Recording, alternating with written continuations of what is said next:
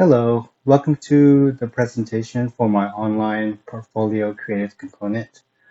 How I'm going to structure this walkthrough is going through the requirements for the creative component, and I'm going to pretty much go how it was listed of required elements, but I'm going to switch the reflective essay and the showcase of educational technology products just because my technology products are kind of structured differently than maybe what you're used to. So let's begin.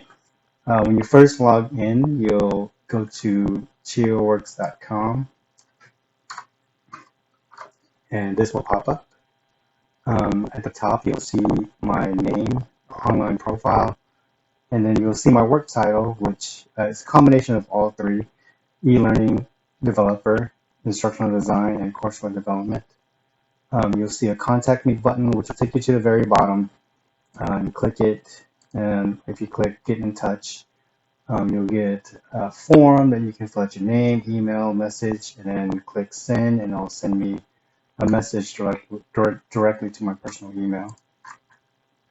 So after you log into my home page and scroll down, there is a short uh, overview of what my portfolio is about. So I'll read that to you here. It says, "Welcome to my online portfolio. I am passionate about creating dynamic instructional materials and courseware that inspire learning and foster growth. With a strong background in instructional design and a commitment to innovation, I specialize in crafting and teaching learner experiences tailored to diverse audiences. Explore my portfolio to see how I can continue with educational expertise to deliver impactful solutions that meet your learning objectives effectively." So how I foresee me using this online portfolio is kind of like uh, a way to showcase my work when I'm interviewing for a job or a position. If the interviewer wants to see more about me in detail and not just a piece of paper, I'll give them this domain name, and that's um, where they will come. So let's go to the next part of the elements, which is required elements, which is the goals and philosophy. So when you scroll down just a little bit from the home page, you'll see a main menu, and here in big bright buttons, you'll see the different sections of my website. If you click on these view section buttons, it'll take you to those sections. So for the next section, let's explore the goals and philosophies section. Here, I'm going to read this really quickly for you too. "As an e-learning and instructional designer, I am committed to fostering transformative learning experiences that empower individuals to reach their fullest potential.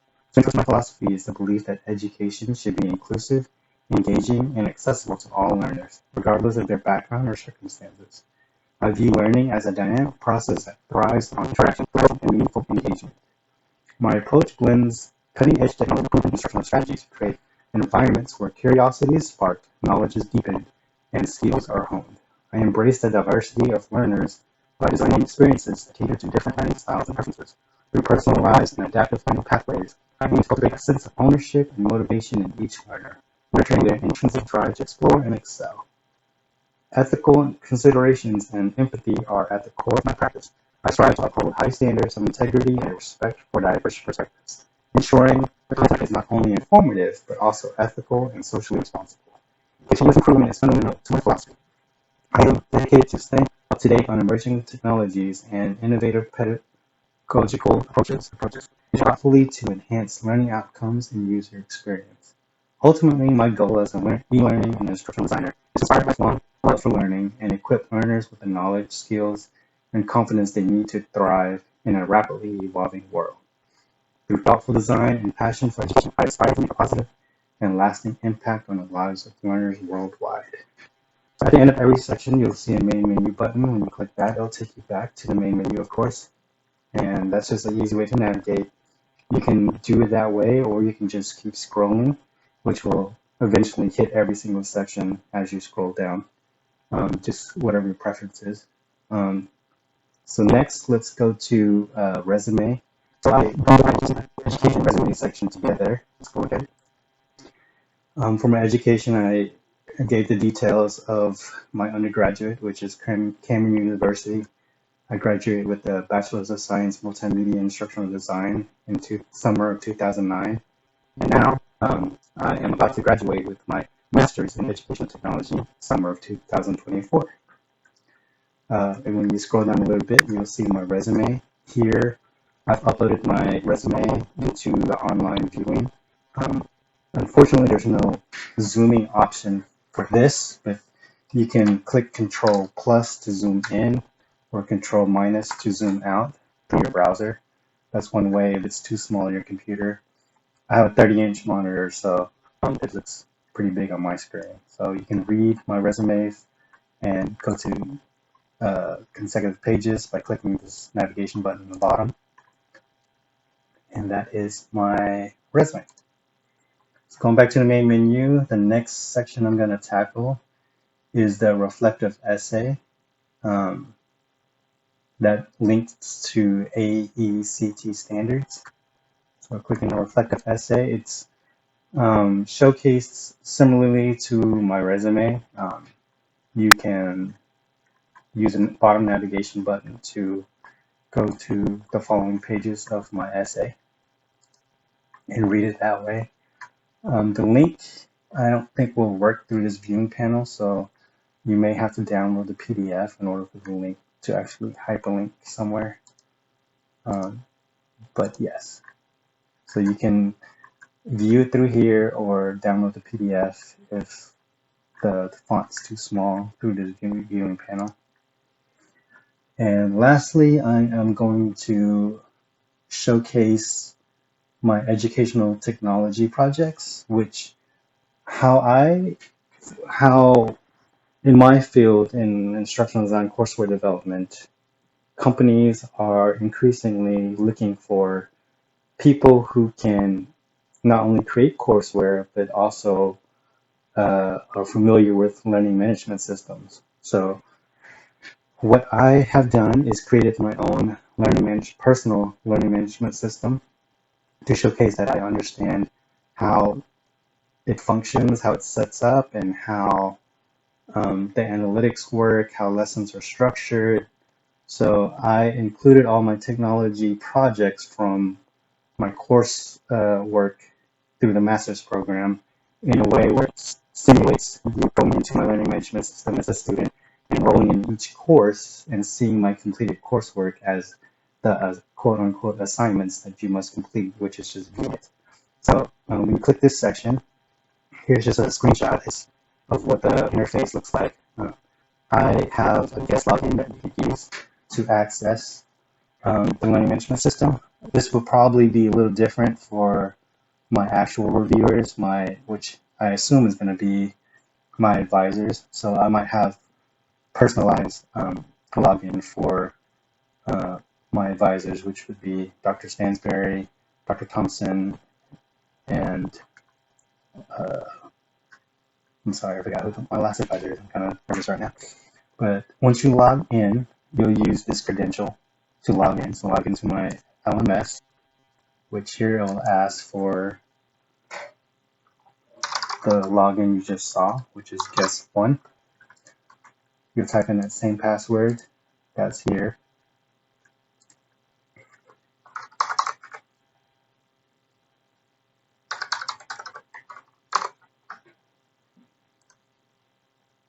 And then you're in. So my learning management system is laid out in that this is the main stage. Navigation-wise, there's two areas, actually 4 areas you can navigate from. The main navigation is here on the left side. You have home, dashboard, calendar, private files.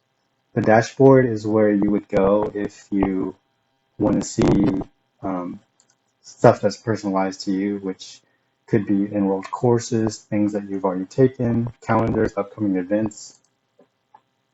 Training jacket, which is just another way of me calling the dashboard. So it'll take you to the same place. You can go to your profile if you want to edit your profile, add more details, add more information. This is pretty bare bones. And then calendar, I'm not utilizing it, but you can access it. If there's upcoming events or something laid out, you can see it in the calendar. Badges can be, you can create custom badges for someone, a student completes a course. They will have an access to a little icon in their profile, so it's kind of like an incentive for someone to complete courses. It's kind of Boy Scout type of badges, kind of like a Medal of Honor. I completed a lesson. Other areas you can navigate. There's My Courses up here. If you're enrolled in something, this will take you back to the home page wherever you're at. And here's where your username is and your password. If me as an administrator send you a message, this is where it show up. Etc. So how I have structured the lessons in here is based off of my graduate journey from beginning to end. So initially I started off at OU. So the first lesson in there starts at fall 2020. And then I eventually, after I ran out of virtual classes at OU, was looking for alternatives because of my work schedule. I couldn't go to campus at OU. I found that Oklahoma State University offered a full virtual pathway to getting a master's degree. So that's how I ended up in this program. So for OSU, it starts at summer 2022, and then I finish here in summer 2024. This class is my last class. It's still ongoing, so it's not fully complete. To view my coursework from my educational technology projects, basically you'll just click on a course, and then you'll click on the lesson that you want to enroll in, and then you'll have this Enroll Me button at the bottom. You click Enroll Me. Now you're inside of the actual course. Here, once you start completing course activities, here to see what you've completed or haven't completed. So the system is ran on about a 5-minute cron job. That means like if you complete this activity, you won't see the check mark that says it's complete for at least 5 minutes when the system sweeps to see what has changed. So to complete the activities, you just click the hyperlink. So like for MyMeister, you just click the link. Here's the hyperlink for the MyMeister. You can interact here, hit control, hold down control, and zoom in and out with the tracking ball. And this lesson was basically just to analyze the different processes of instructional design and how different parts of the processes interact and intersect with each other. There's other types of activities that I've included, which are like computer-based training. Here, if you click on Inner News, this was actually a PowerPoint that I converted into a CBT so that you can go through and see what my PowerPoint was for my presentation. This the CBT will always pop up in a new window, so you can just close it out when you're done. Yeah, so if you want to get back to the main page and enroll in something else, let's enroll in learning and teaching with mobiles. So Enroll Me. If you click on something like this, I included my discussions that we've had in class. Click on the CBT. You can see PowerPoints that we were required to create on stuff that we were researching.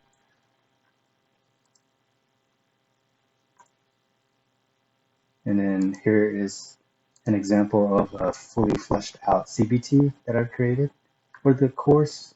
So you can actually click on Start Course and actually go through the entire course. It's fully functional with real data, with real information. Then once you're done, you can just click out of the browser. So that is the learning management system. That's where all of my coursework, educational technology projects are housed. Let's go back to the profile. So in my profile, let's go back to main menu. I included other sections here too. Technical skills are basically all the different programs that I'm astute at using. So this would be really good information for an employer looking for someone with specific skill sets. So they see if they need someone that can use articulate storyline, then they know that I can use it by what I describe here. I've also included other computer-based training examples. Um, this one was an example, well, it was on a Storm Cloud. You can actually access this, but you'll have to input your email, first name, last name, and it'll track you through Storm Cloud. But again, this is the same lesson that was from my coursework I just showed.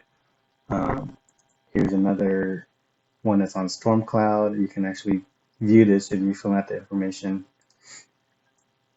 I've included an example of web creation that I've done. This is an actual live website that I've created for a client, and it's still active now if you want to go view it.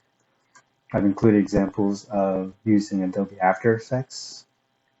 So it just takes you to my YouTube channel and it shows you, it's a really short animation, but it actually took a couple hours to create. Scrolling down, you'll see my graphic design section. These are all the different graphics I've created over the years for companies, for friends, for clients, for side work. It's just showcase my style and how I create graphic design. This section, if you go to the top, work experience is probably, I think, one of the more important areas of my online profile. It shows the history of where I've worked, time period that I've been there. So this is my current job at Delaware Resource Group, and gives a brief description of my responsibilities there. And my title. Same here. This is a brief description, where I was at, title here. So, I've been working over 10 years, so it spans a little bit further, back to June 2005. I've also included references. These are professionals that I'm acquainted with who will basically vouch for me if a potential employer would like to have feedback or anecdotes from people that know me and my work. These are people that are peers, they're former coworkers, former bosses, and they can contact them if they need to. And that is it for my online profile. Hope you enjoyed it. If you have any questions, feel free to contact me through his contact pages you want to, or just send me an email through OSU's webmail. Thank you very much.